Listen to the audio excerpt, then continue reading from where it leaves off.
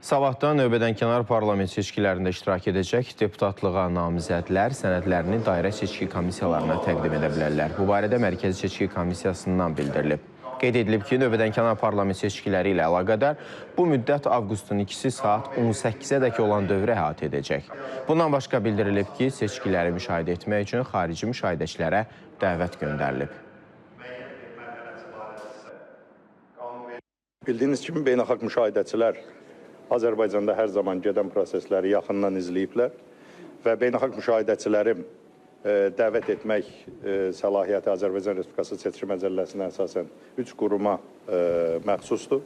Belə ki, bunlardan biri Azərbaycan Respublikası Milli Məclisidir, digəri Azərbaycan Respublikası Xarici İşlər Nazirliyidir və Mərkəzi Seçki Komissiyasında öz həmkarlarını dəvət etmək hüququ vardır. Və Azərbaycana dəvət olunan beynəlxalq təşkilatlar barədə yaxın vaxtlarda kifayət qədər məlumat veriləcək və biz də artıq bu istiqamətdə addımlar atmışıq və 26 ölkənin seçki qurumları artıq prosesin müşahidəsi üçün ölkəyə dəvət olunurlar.